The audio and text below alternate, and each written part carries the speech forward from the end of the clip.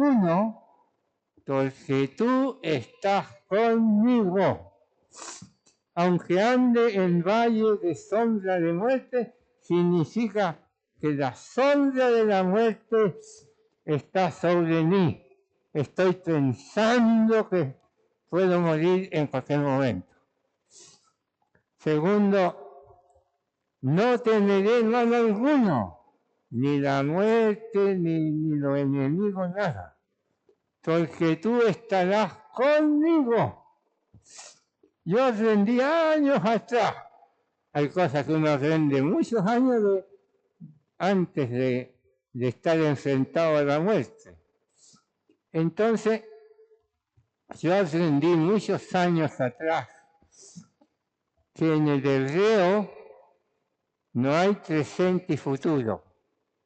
O sea, Jehová es mi pastor, nada me faltará. No, puede decirse, nada me falta. Presente, nada me falta. El Salmo 23 hay que leerlo en presente, no algo futuro, porque yo decía, sí, Él es mi pastor ahora y nada me faltará, pero ahora el presente se me quedaba fuera del texto. Entonces yo le voy a leer cómo yo leía el texto que acabo de citarle. Aunque ando en valle de sombra de muerte, no temo mal alguno, porque tú estás conmigo. Todo leído en presente. Así se debe leer. Y yo estaba en ese momento citando, repitiendo el texto en presente. Ahora yo mismo lo puse al revés. Tú estás conmigo. Lo di vuelta en mi mente, todo lo que pude. Tú estás conmigo. Resultado, no temo mal alguno. Ni que me salga mal la operación, ni que me muera, ni ninguna cosa. No temo mal alguno, no temo, se me quita el miedo. Aunque ando en valle de sombra de muerte, aunque estoy en una situación difícil. Grábense ese versículo, léanlo en presente y cuando estén ahí en el quirófano, pónganlo en su mente, porque yo estaba en el quirófano con esa presencia del Señor, esa paz del Señor, los temores se van, cuando la fe entra por la puerta, la incredulidad, las dudas se van por la ventana. Y entonces yo puedo decirle a usted que estando en valle de sombra de muerte, no temí mal alguno, y la única razón es que el Señor estaba conmigo. Tengo que decirle que yo siempre he sido muy cobarde, así que yo no estaba enfrentando el quirófano como una persona valiente, nada de eso. Yo estaba allí solamente pensando que el Señor está conmigo. Y así pasé ese día. Eso es lo que yo quería decirle a ustedes. Ustedes me ven con el bastón. Yo tengo problemas periféricos. Tuve que aprender a andar. Me han operado 10 veces, cirugía 10 veces. Me sacaron. Estoy hasta del cuello de lado a lado. Me han hecho cirugía. Cuando me vi la cara, después de la cirugía me dio miedo. Tenía todo hecho tira por acá, todo. Hoy día no se nota tanto, pero En este momento la foto era horrible, era un monstruo que salió de la cirugía. Bueno, todo eso me llevó 6 años, 7 años. A mí esto fue después de la pandemia, para que ustedes tengan una idea del tiempo que ha transcurrido. Después de la pandemia me apareció este broto, este tumor cancerígeno. Ya, no tengo nada más que decirles sobre eso. Ahora, gracias por la invitación, me siento feliz de estar aquí, ver las caras. El cristianismo es lo más poderoso que hay. ¿Cuántos rostros conocí todos esos años atrás? Están aquí. Están todos aquí. Maravilla, maravilla. La verdad permanece. Los creyentes permanecen. Maravilloso. Ya. Ahora les voy a explicar mi tema. El tema de hoy son los requisitos de ancianos según 1 Timoteo capítulo 3, del versículo 1 al 7. ¿Lo podemos leer, por favor? 1 Timoteo capítulo 3, del versículo 1 al 7. Dice así: palabra fiel. Si alguno anhela obispado, buena obra desea.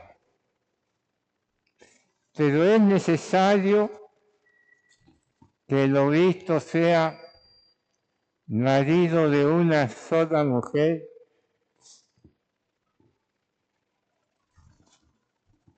sobrio, me la perdonaste, pero ya, 9:46 me dijeron que era 1 hora, yo no sé hasta qué hora voy a estar aquí. Si me ayudan en la hora de término, 10:46 o antes. ¿Ah? ¿Está bien 10:46? Ya. Para que no se enojen conmigo después. ¿No? 9:43 tengo yo. Ya. Entonces dice, marido de una sola mujer, sobrio, prudente, decoroso, hospedador, apto para enseñar, no dado al vino, no pendenciero, no codicioso de ganancias deshonestas. Esa frase en los originales no está, pero en Tito, en Trinidad, Pedro sí está, entonces si uno la usa no importa.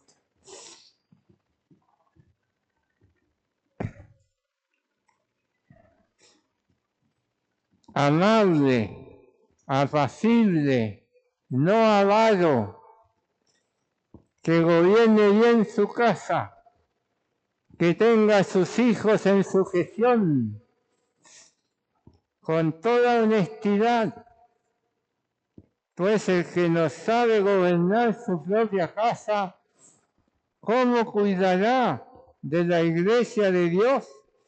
No un neófito, no sea que envaneciendo se caiga en la condenación del diablo.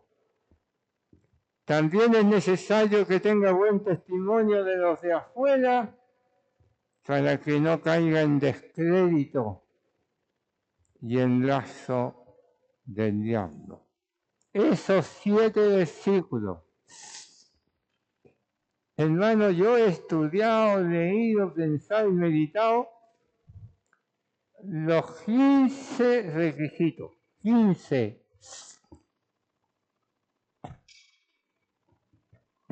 Y no pretendo ver los 15. Pretendo en cada reunión y con uno a lo más 2. Así que van a quedar muchos requisitos que no voy a decir mucho o nada. van a tener que hacer, eso va a quedar su tarea para la casa. Así que voy a estudiar con ustedes requisitos individuales, de a uno o de a dos. Eso es lo que vamos a hacer.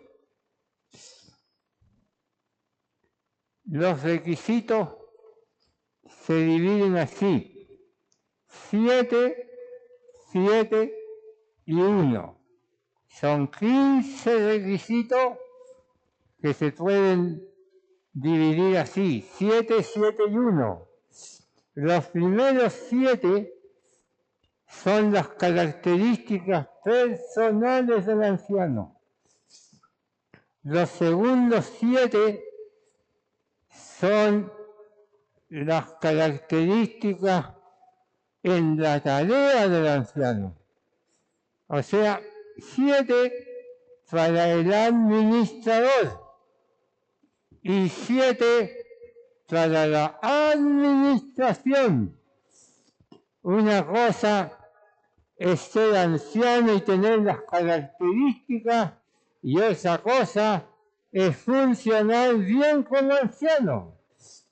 Porque anciano se requiere que haya un trabajo en la congregación, en la iglesia.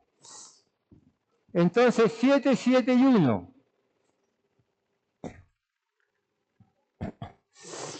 El primero de los requisitos puede ser como el título de los otros 14.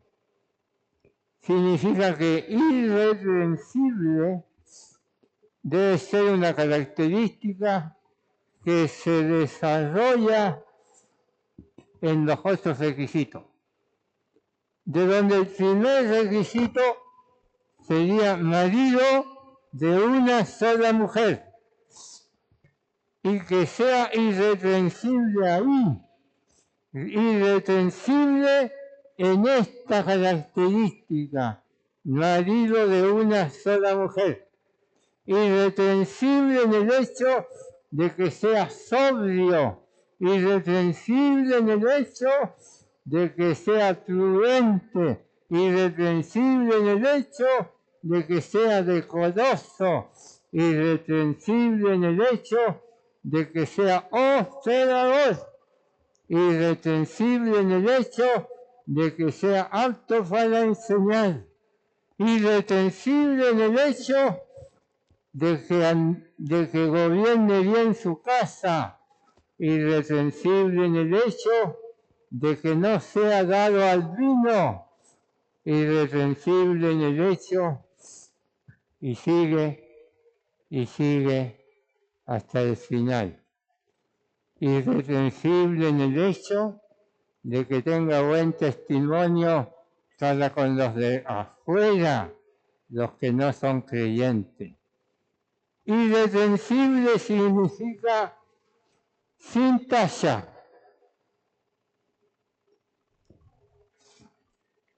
Es una palabra muy importante en nuestro primer tema: irreprensible. Irreprensible significa que no merezca reprensión. Si alguien, por ejemplo, es infiel a su señora, a su esposa, marido de una sola mujer, esa persona es reprensible. Reprensible. No puede ser anciano de la iglesia una persona que esté acusada de infidelidad. Y así, 15, oiga, 15. Lo que significa que el anciano tiene que ser una persona excelente moralmente, en su carácter, en su conducta, en su vida comercial.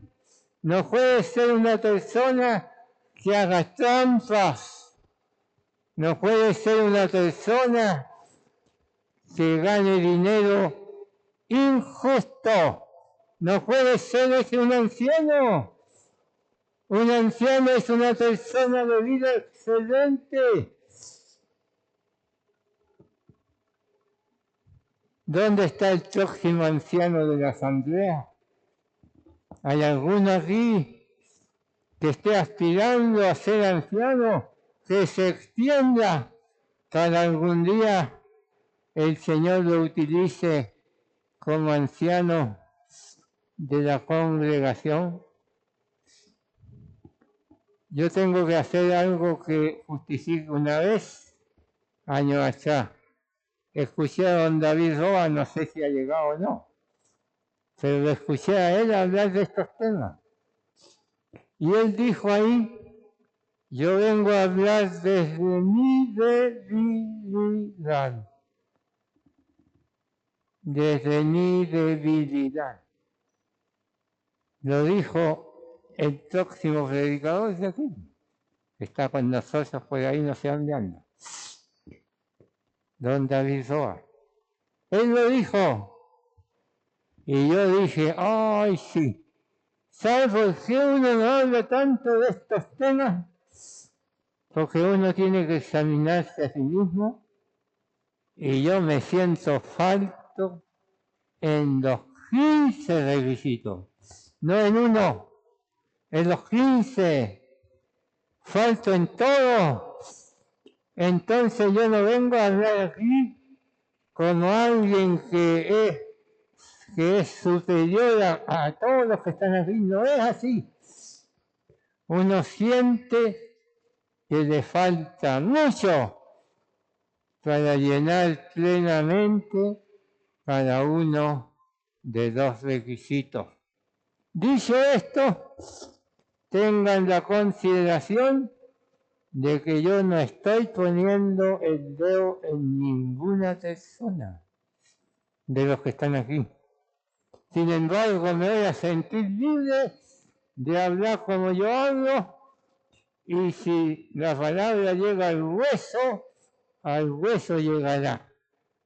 Pero quiero decirles ya de antemano que estoy hablando desde mi debilidad, no desde mi suficiencia. Cuando un hermano le contaba esto, me dijo, y para estas cosas, ¿quién es suficiente? No hay. Ahí quedamos. Le pregunto a los venezolanos, no a las personas que están aquí, pero ellos podrán decirme si es así o no. En el libro, el lugar de su nombre, Venezuela, el hermano Neil Thompson escribe, irreprensible. No que en la vida pasada no haya tenido debilidades.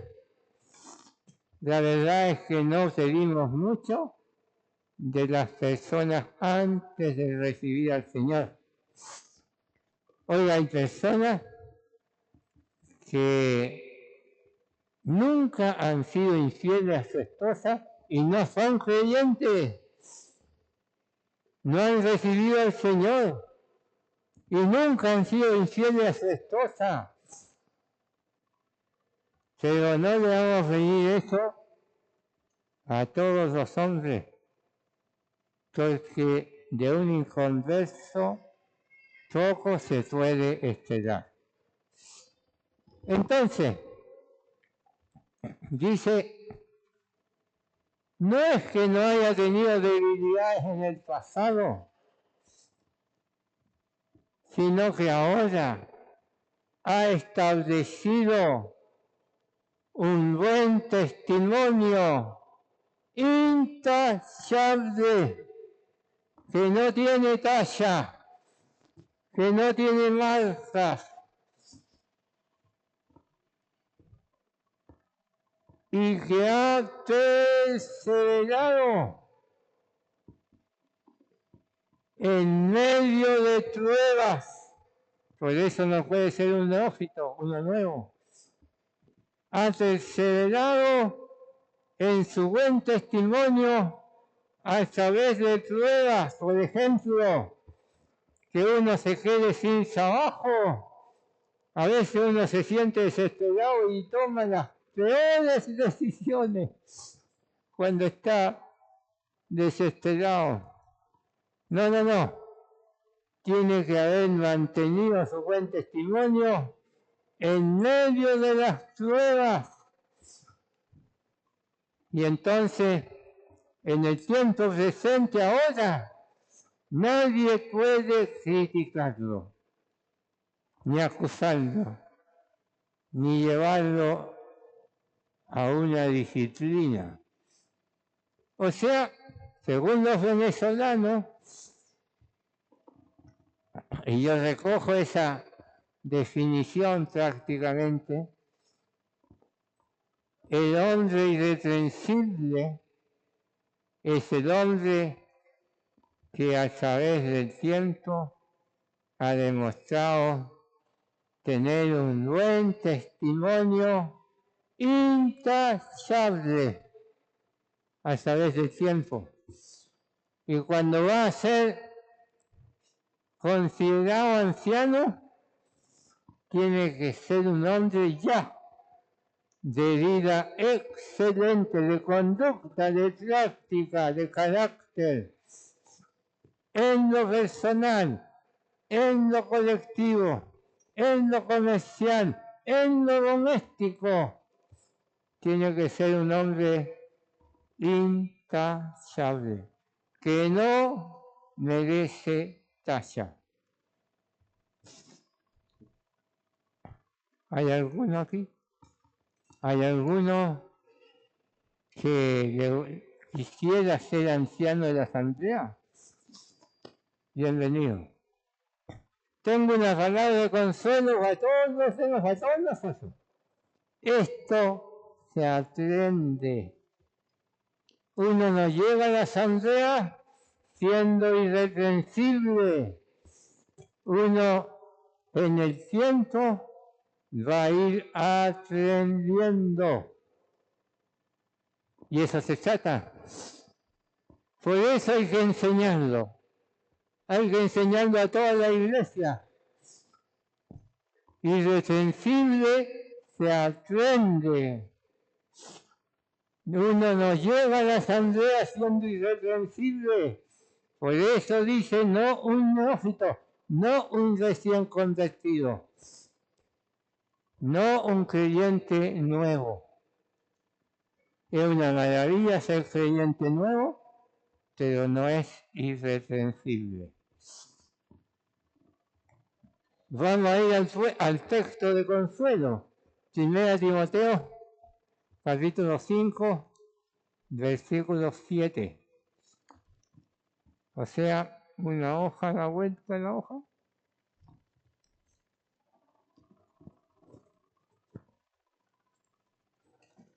5:7. Mira lo que dice. Manda también estas cosas para que sean irreprensibles. ¿Qué cosa? Las que están dichas antes y un poquito después también, y todas las cosas. Leamos en el versículo 3, 5:3. Honra a las viudas que en verdad lo son. ¿Cómo se puede decir una viuda en verdad y una viuda no en verdad? Es que las viudas de aquellos días eran personas que no tenían sustento propio. Usted me va a decir, ¿por qué? Bueno, porque los judíos hicieron que los terrenos se dividieran, se repartieran según los nombres de los hombres. Entonces las mujeres quedaron sin propiedades y ellas dependían de su marido. para el sustento. Entonces, si se trata de viudas que en verdad lo son viudas que han quedado desamparadas. No, hubo viudas emprendedoras que pusieron un negocio y aún sustentaban su casa. Eran como la mujer virtuosa, oiga, que trabajaba una cantidad, trabajadora como ella sola. Yo quisiera ser virtuoso como la mujer virtuosa, pero no es así. Entonces, una mujer llamada Lidia, emprendedora, vendedora de púrpura, ella era una mujer que se sustentaba a sí misma.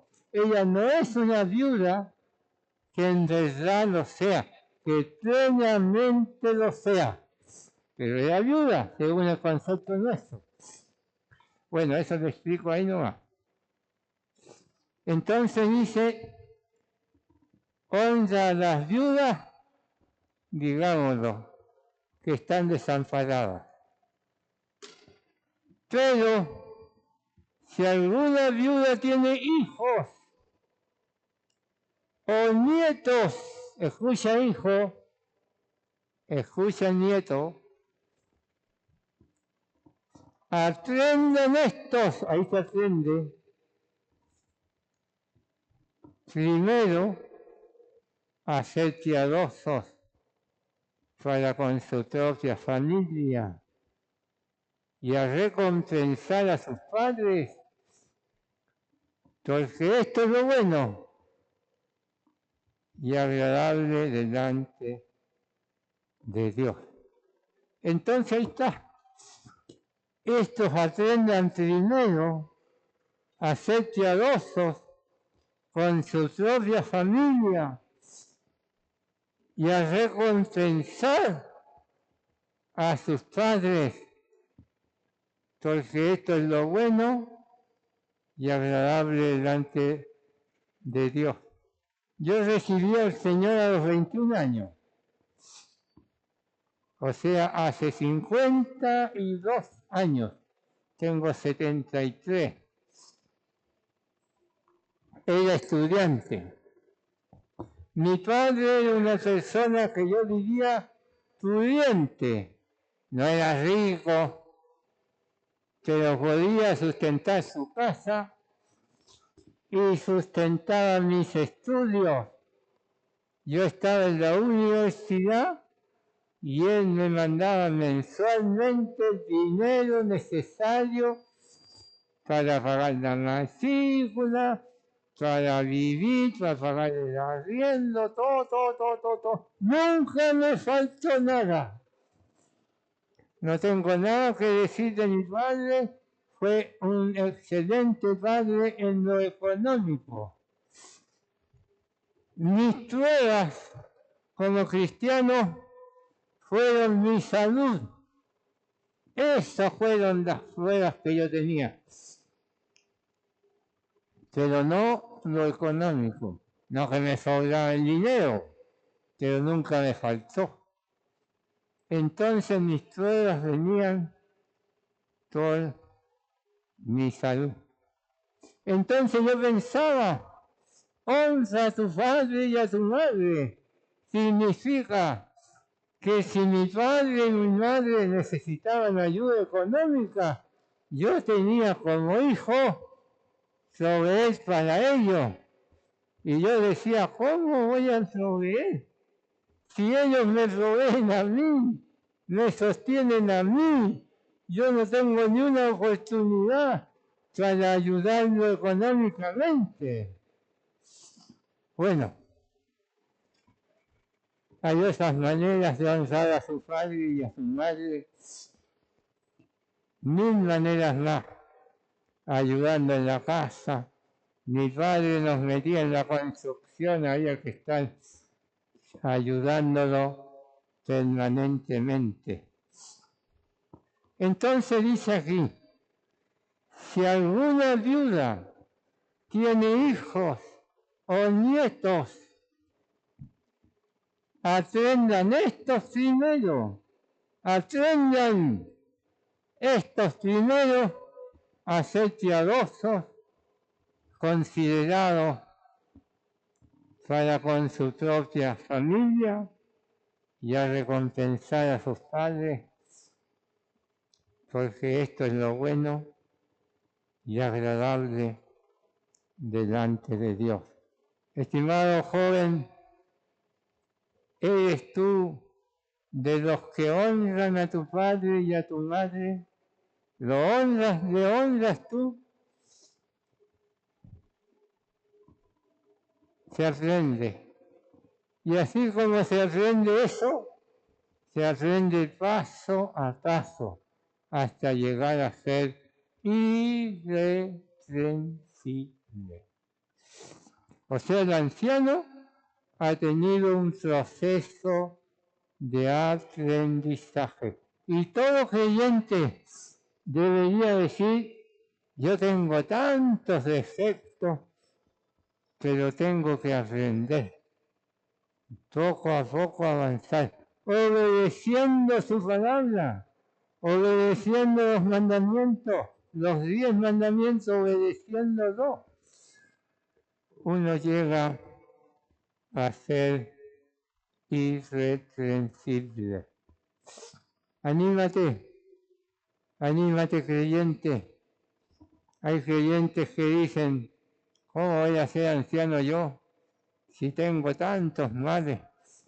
Mire una vez a la asamblea, en la cena del Señor, estaba un creyente muy querido, pero que en la vida pasada había sido alcohólico. Chile es un país productor de vino y entonces esto es una cosa muy corriente. En la cena, este hermano estaba ahí y después se escucha, mire, ese hermano anda con olor a vino, había tomado, seguramente lo pilló mal su fortaleza y ese día andaba olor a vino. Los hermanos lo llamaron, le hablaron, le dijeron, era un hermano muy querido, pero tenía esa debilidad. Ese hermano es un hermano muy querido, muchos días tendría victoria, pero ese hermano no puede ser anciano. No puede ser anciano un hermano que se embriaga. No puede ser anciano, porque no es irreprensible, no es intachable.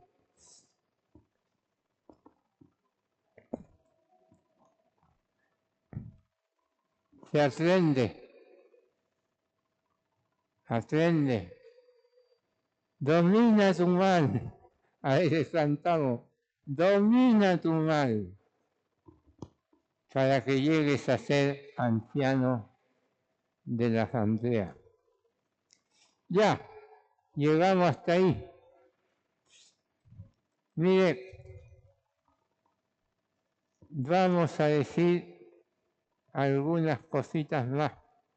Irreprensible significa que no puede ser detenido como quien es acusado ante la justicia. O sea, no es una persona que pueda ser llevada presa. Había un anciano que después dejó de ser anciano, que después estuvo en la cárcel por estafa, robo, digamos. Él pensaba que por haber cumplido la prisión y la cárcel ya estaba libre de todo. Nosotros le preguntamos, ¿y usted devolvió el dinero? No, dijo, si yo ya pagué, le pagó a la justicia y el dinero lo devolvió al afectado. No, pensaba que no tenía que devolverlo. Mire, cuando el Señor salvó a, ¿cómo se llama este? Zaqueo. Zaqueo era un publicano, significa que la conducta comercial era horrible. Dijo, la mitad de mis bienes doy a los pobres. Y si algo he defraudado a alguno, se lo devolveré cuadruplicado, 4 veces. O sea, él no le bastó ser perdonado por el Señor, él quiso reparar a todo aquel que tuviese una queja contra él. Eso. Y si tú no reparas, no puede ser nunca irreprensible. Hay que arreglar. Antes de convertirme, o después de convertirme, yo sentí la necesidad de ir a hablar con una tía que me había alojado la mitad de un año, 6 meses, y yo no me porté del todo bien. Mejor dicho, que me porté mal. Pero yo después de convertido, perdonado por el Señor, tomé fuerza de donde no tenía y un día le fui y le pedí perdón por todo lo que yo le había defraudado. Yo digo esto para que tú, si eres un recién convertido y te acuerdas que hay cosas pendientes con alguien, vayas y le pidas perdón y arregles. Siempre los familiares especialmente y muchos más están dispuestos a perdonar y nosotros tenemos que aprender a tener buenas relaciones con los de afuera y con los creyentes. Entonces una persona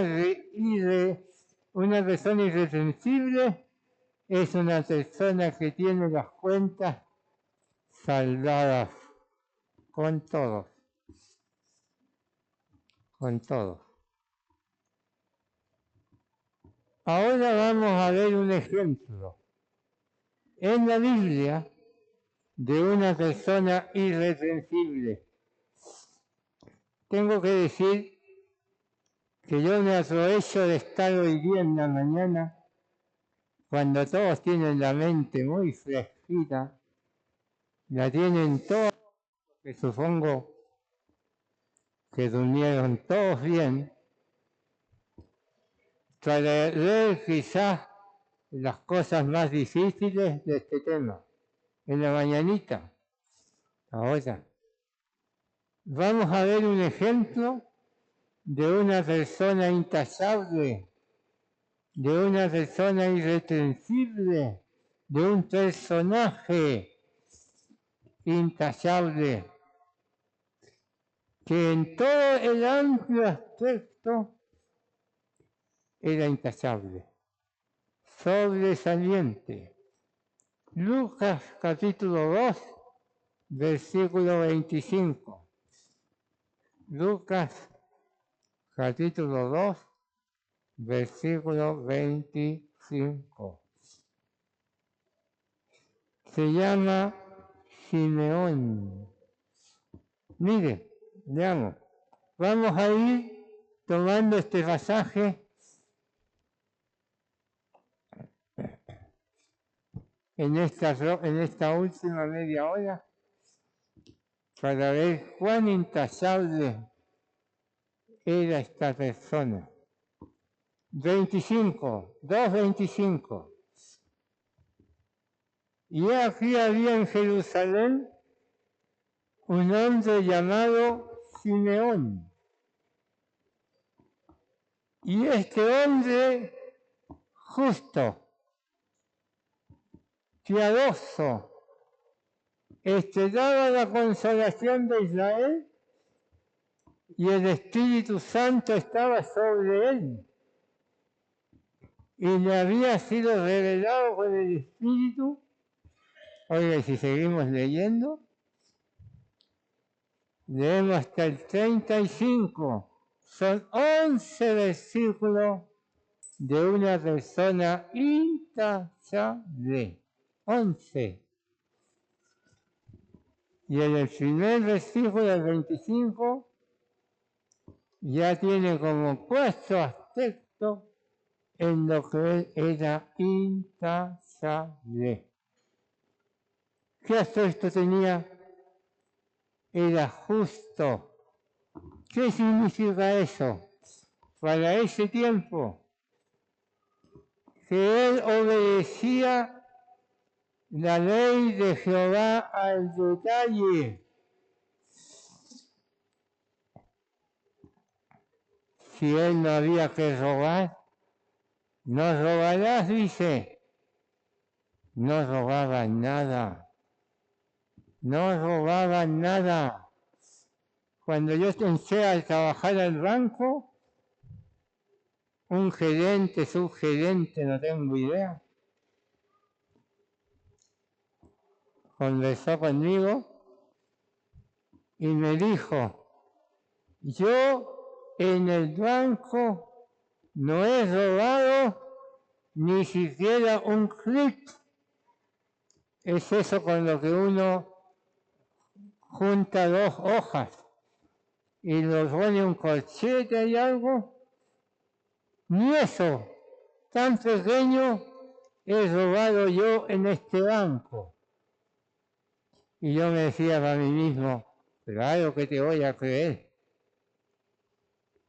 Uno es ladrón desde chico, desde que le roba el vuelto a la mamá, desde que le roba el tiempo. Pero él se jactaba de eso. Como yo era creyente, ya déjame hasta ahí nomás. Pero enseña una lección. No robar significaba no robar en ningún sentido, en ninguno. Ni los diezmos a Jehová, ni la reputación a los demás, nada. Este hombre era justo. Significa que él se cuidaba de que en todas las cosas ponía en práctica la ley de Jehová. La estudiaba, la leía, la meditaba, enderezaba sus pasos. Era justo. El trato con los demás era justo, justicia. ¿Dónde está el próximo anciano de la asamblea? Usted piensa, hermano, creyente de tiempo, si realmente está procurando obedecer la palabra de Dios. Ellos tenían la ley. Nosotros tenemos la ley y tenemos la gracia del Nuevo Testamento. Ellos tenían el Antiguo, los 5 libros de Moisés. Nosotros tenemos esos libros y todos los demás. Tenemos 66 libros. Ellos tenían 5, él debe haber tenido más, pero los 5, los profetas, todos tenían ellos. Simeón tenía todo eso y era un lector de la Biblia del Antiguo Testamento. Entonces era un hombre que su conducta era guiada, consolada por la ley de Jehová. ¿Te consola la Biblia o no? Mire, uno tiene un problema que cuando se convierte, ya recibió al Señor, tiene un gozo y una alegría tan grande y no está tan consciente de todas las equivocaciones que uno tiene. Uno se cree bueno, sabe que arregló con Dios,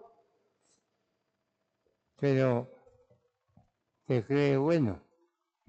En el Antiguo Testamento, en el tabernáculo, en el santuario mismo, era de tablas. Todas las tablas eran iguales, todas las tablas eran altas, todas las tablas se pegaban y no pasaba el rayo del sol. Todas las tablas eran de madera de acacia, madera blanca, madera que no se pudría fácilmente, y además estaban revestidos de oro. Todo eso hablaba de cada cristiano verdadero que tiene de Dios una posición en Cristo perfecta delante de Dios. Cada creyente posicionalmente es perfecto. En cuanto a la condición personal, es totalmente imperfecto. Mire cómo lo dice, se lo digo, al que no conoció pecado, pues nosotros lo hizo pecado, para que nosotros fuésemos hechos justicia de Dios en él. Esa palabrita en él me dice que yo en Cristo fui hecho justicia de Dios, totalmente perfecto, ni una mancha, y todos los creyentes iguales, perfeccionados por la gracia infinita. Así que si tú recibiste a Cristo, supongamos que ayer, cuando se predicó el Evangelio, si tú recibiste a Cristo ayer, en Cristo eres tan perfecto como el creyente que lleva 30 años de ser creyente. Todos la misma perfección, como esas tablas, eran tablas derechas, tablas rectas, tablas que no se veía diferencia, eran preciosísimas. Eso formaba la iglesia del Señor. Y la iglesia del Señor está conformada por todos aquellos que de verdad recibieron a Cristo.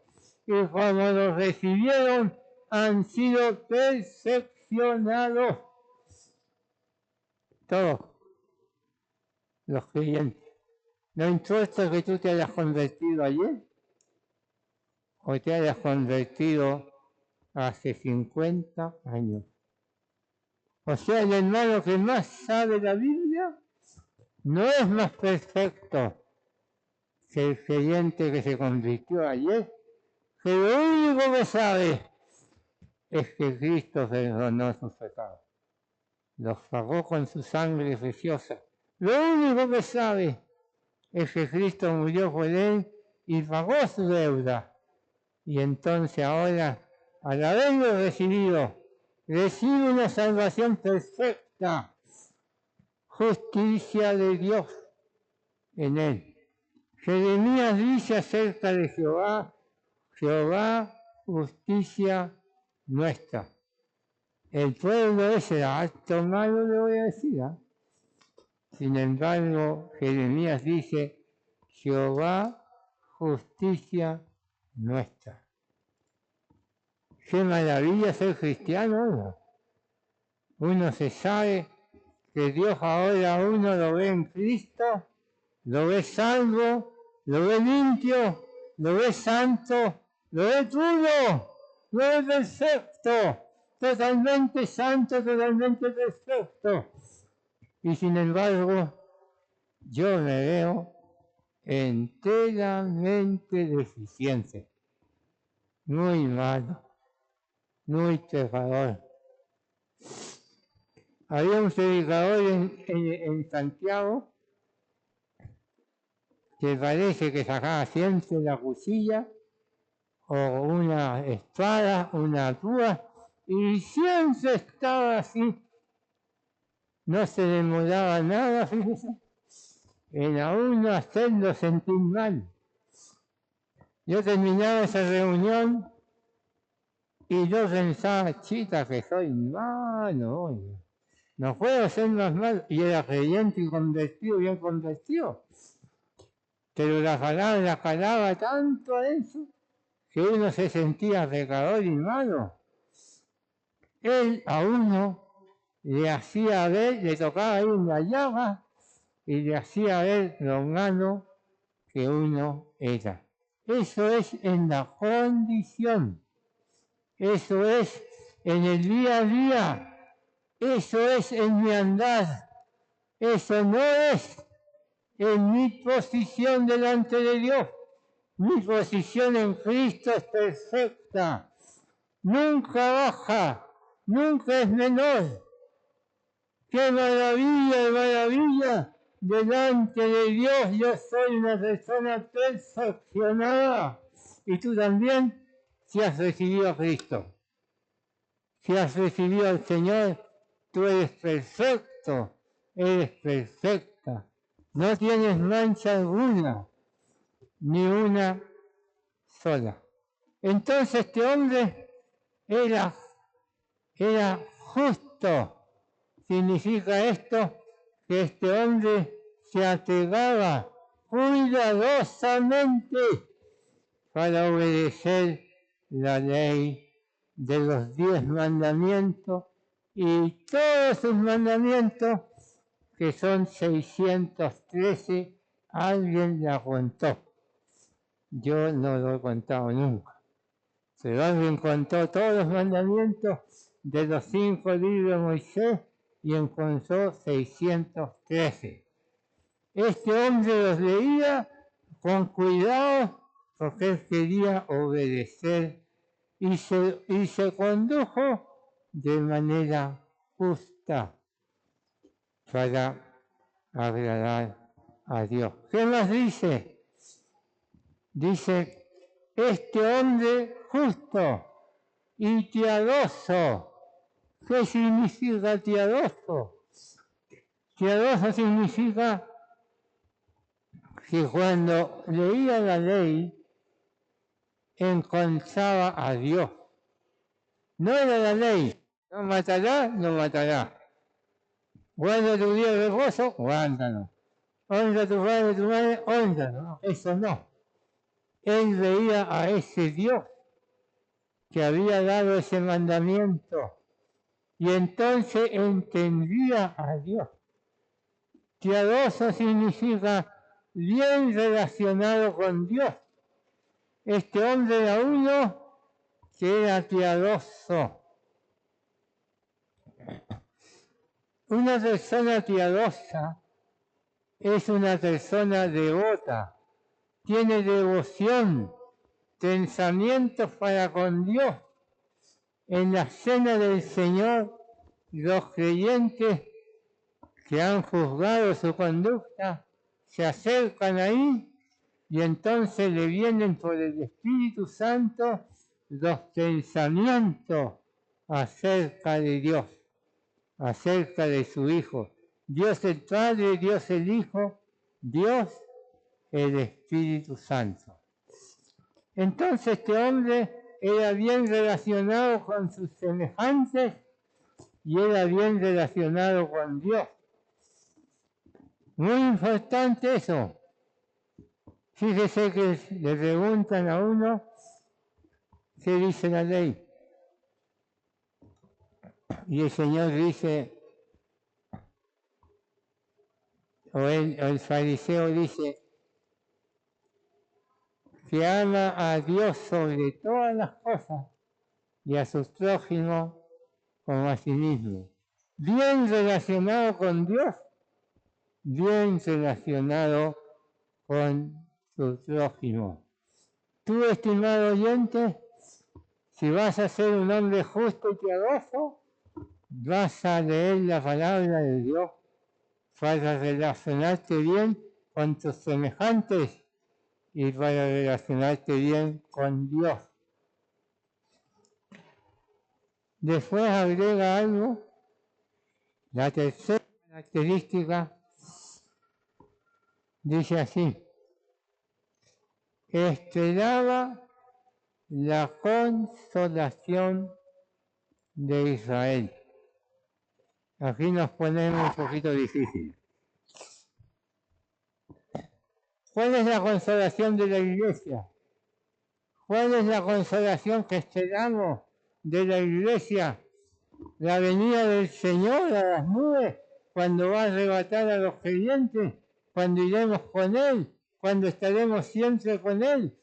El apóstol Pablo dice, teniendo deseo de partir y estar con Cristo, lo cual es muchísimo mejor, muchísimo mejor. Yo les dije recién que yo de salud estoy bien, creo.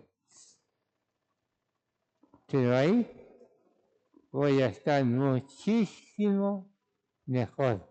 Ni siquiera voy a tener que usar una mascarilla. Yo uso mascarilla porque si tenía para eso, se van a encontrar que tengo unos metales ahí. Sabes que soy Robocop, no tengo idea qué soy yo. Tengo unos fierros ahí y entonces y unas heridas, cosas raras. Además, hay un labio, una de las 3 operaciones que me quedan son estas. Me tienen que sacar los fierros que están a la vista. Me tienen que abrir la boca que está cerrada, que llama trismo. Y me tienen que subir el labio que está caído.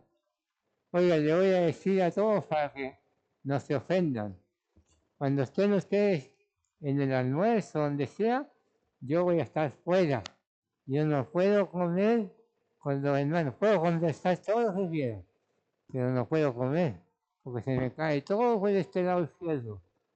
Así que después me mancho toda la camisa y mi señora me reta. Así que ya saben, no puedo estar ahí. Pero yo siento que tengo una esperanza tan grande cuando el Señor venga. No voy a usar mascarilla, no voy a usar... Esto es mascarilla para que no se preocupen de lo que uno tiene aquí afuera. Es para que ustedes pongan atención. Yo no tengo ningún problema en sacarme la cuestión de andar así. Se me ve horrible la cara, pero nada más. Eso no es mucho. Oiga, menos mal, perdonen que hago una especie de broma. Uno dice, menos mal que me pasó esto siendo viejo. Porque uno no tiene a quién impresionar ahora. Antes yo no quería tener la cara fea porque tenía que convencer a mi novia. Entonces, habría sido fatal que esta relación fuera en esa época. Pero cuando uno ya tiene 65 años, ya no tiene que demostrar nada a nadie, ni a mi esposa. Y yo le pregunto a mi esposa, y no te molesta verme así. Y ella me dice, no, no te preocupes. Imagínese, la niña me asustaba y a mi señora no le daba nada. Por eso yo creo que todo esto ha sido del Señor. Le voy a contar una anécdota más. Perdone que cuente tantas cosas porque yo creo que se cansa uno de tanta Biblia. Por más que a uno le encante la Biblia. En el hospital ahí, en la cirugía, me encuentro con un caballero que tiene el mismo tumor mío en la mejilla. Y le hicieron la misma operación. Solamente que hay una cosa. Él estaba mudo, no podía hablar. O sea, a mí me quitaron la mitad de la mandíbula de abajo.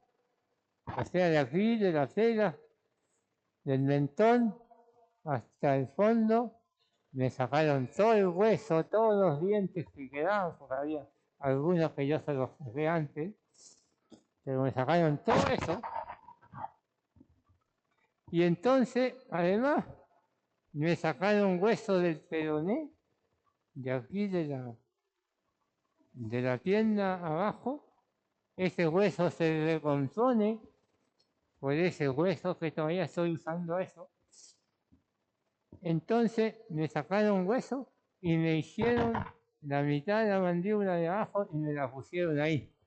Y me la firmaron con estos metales que se ven acá. Claro que yo no los veía porque me pusieron carne encima, pero después empezaron a aparecer y aparecieron 6 hasta el momento de fierro. Pero cuando yo vi a este hombre que era mudo, porque a mí me dijo el doctor, el médico, mire, nosotros le vamos a quitar todo el cáncer, pero usted no va a quedar muy bien, ¿sí? O sea, hay un costo que pagar. El costo que tengo es esta cara fea, desfigurada.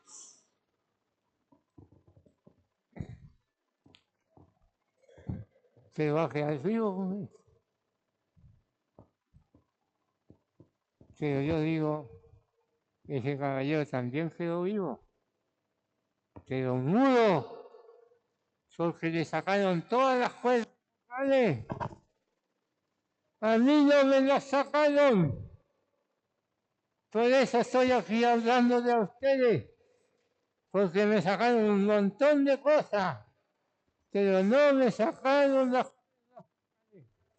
Parece que el Señor sabía que yo necesitaría cumplir mi ministerio hablando la palabra de Dios a los creyentes. Dios sabe, Dios consola, aún en eso consola a todos y no me quitó el habla. Claro que estuve mudo una semana, tenía que hablar con una pizarrita, escribía así, no, qué sé yo, cualquier cosa, indicación, la tenía que escribir una semana, que no podía, que no hablé nada. Yo sé lo que está mudo entonces una semana. Y cuando veía a este hombre, me daban ganas de llorar. Este hombre está así porque no es creyente, porque no ha recibido al Señor, porque el Señor nos dijo, toma todo, pero no le grites el habla, porque así como le dijo a Satanás de Job, quítale todo, pero no toques su vida. A mí me dijo, quítale todo, no le toques su vida, ni siquiera las cuerdas vocales, porque yo lo necesito con las cuerdas vocales. Dios es maravilloso, Dios es maravilloso. Me quedan 10 minutos y yo creo que aquí quedan como 10 características de un hombre irreprensible. Me voy a saltar la que yo más he estudiado, porque quiero hablar de una más fácil. Miren, dice, me voy a saltar que esperaba la consolación de Israel. Este hombre era judío, tenía la esperanza judía en su mente. De eso no voy a decir nada, porque es lo que más he estudiado, pero no voy a decir nada porque quiero decir algo en estos 10 minutos que quedan, que creería es más necesario en este momento. Dice, y el Espíritu Santo estaba sobre él, y le había sido revelado todo el Espíritu Santo, que no vería muerte antes que diese al ungido del Señor. Y movido por el Espíritu, vino al templo.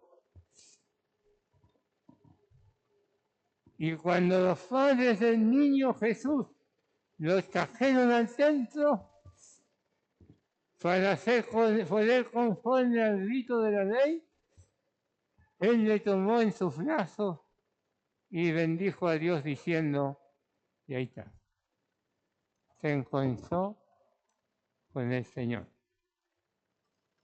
¿Cuál es la característica? La característica del Espíritu Santo. Yo te pregunto a él, hermano, pregunta, ¿qué es lo importante? ¿Ser sellado con el Espíritu? ¿Ser lleno del Espíritu Santo? Todos son ministerios del Espíritu, todos importantes. ¿Qué significa cada uno? Te hago esta pregunta. Los malos pensamientos, ¿con qué se combaten? ¿Con la llenura del Espíritu? ¿Con la moral del Espíritu? ¿Con el sello del Espíritu Santo? ¿Con los dones del Espíritu Santo? ¿Con qué se combaten los malos pensamientos?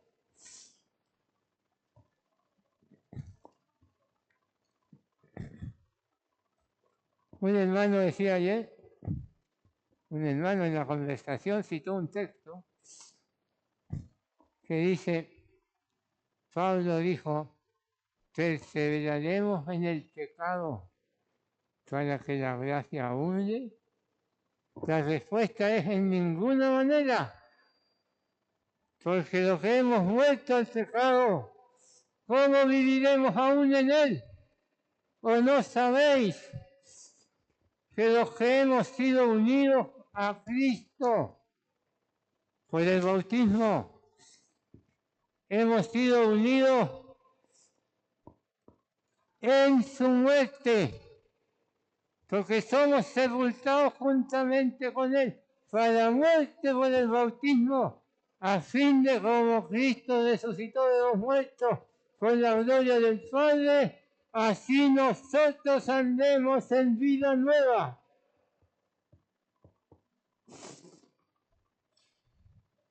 Hay días vienen a aprendértelo de memoria, no solamente para citarlo en las reuniones. Uno combate la carnalidad por medio de su unión con Cristo en su muerte, en su sepultura y en su resurrección. Entonces, la doctrina quizás más importante de la cruz de Cristo es que yo he sido unido a Cristo en su muerte. Cuando Él estaba muerto ahí en la cruz, yo ahí fui unido a Cristo en su muerte. La muerte de Cristo pasó a ser mi muerte. Porque Cristo murió, yo morí. Se cuenta de un hombre, Westman Lee, un chinito, que Señor, cuando recibió al Señor, estos chinitos vivían, muchos chinitos en una misma casa.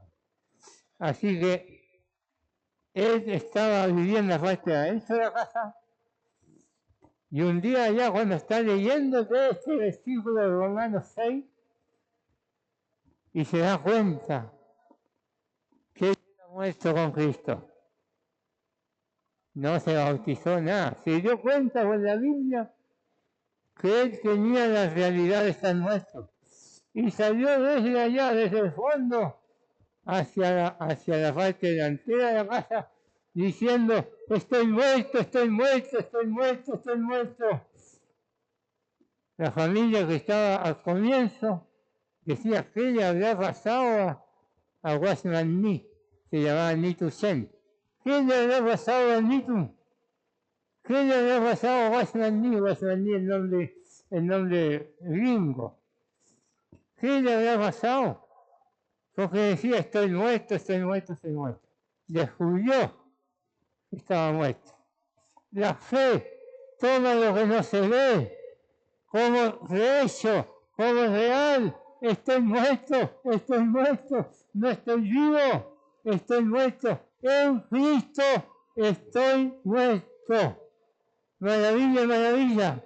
No solamente sepultado, muerto y sepultado, sino que también estoy resucitado.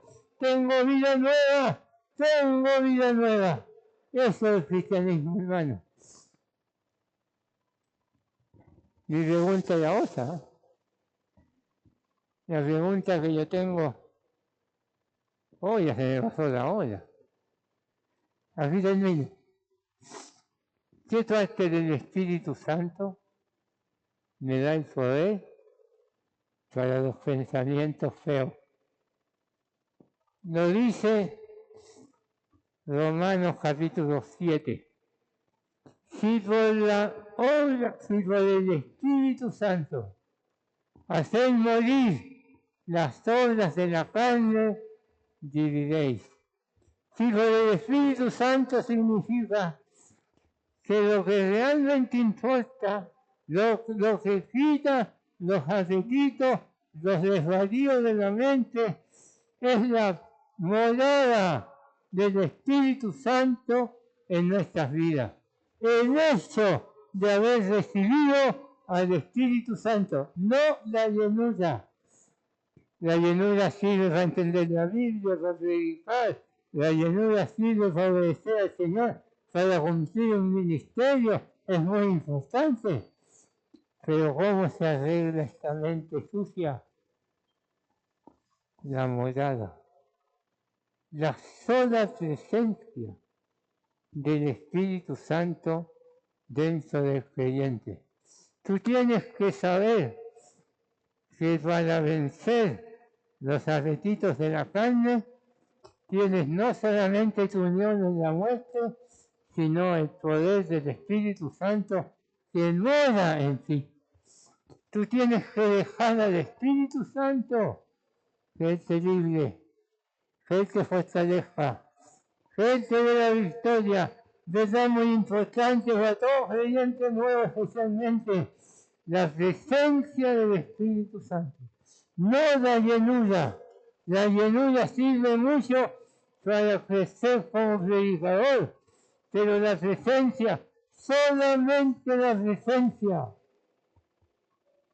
Yo tengo que dejar al Espíritu Santo que me dé la victoria sobre estos pensamientos desordenados. ¿Reconoces que tú has recibido el Espíritu Santo? Eso. Déjale que Él lo haga, permítelo. No trate de ganarle tú a la mente sucia. La mente sucia no se gana con el esfuerzo humano. La mente sucia se vence con la morada del Espíritu Santo. El Señor bendiga su palabra.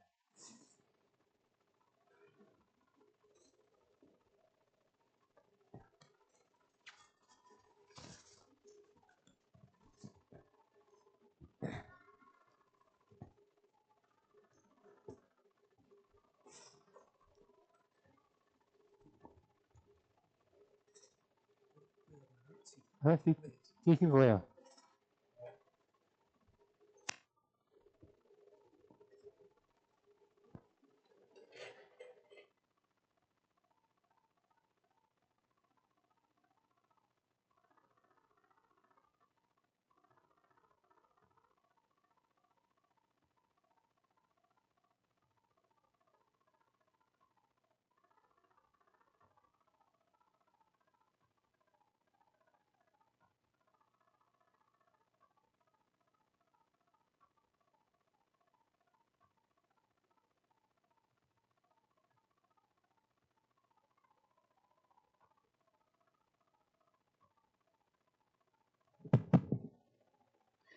Bien, hermanos,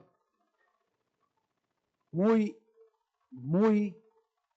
buena la palabra de esta mañana, el tema deberes de los ancianos y los cristianos.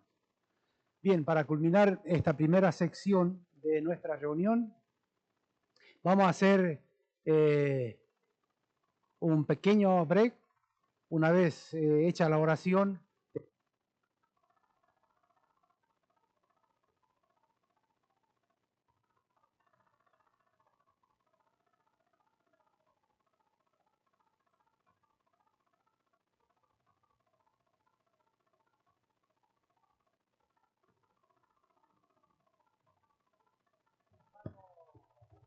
Rubén Puma, que pase y así nos despide de esta primera sección de reunión. Hermano Rubén Puma. Hola.